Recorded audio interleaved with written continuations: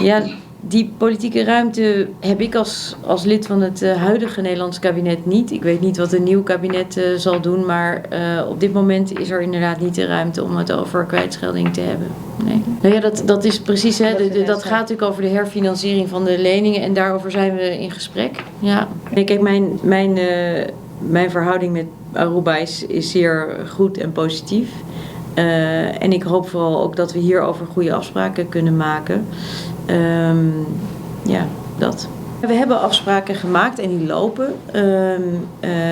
En de wens is er natuurlijk om te komen. De wens is we hebben afspraken gemaakt over de herfinanciering. Nou ja, goed.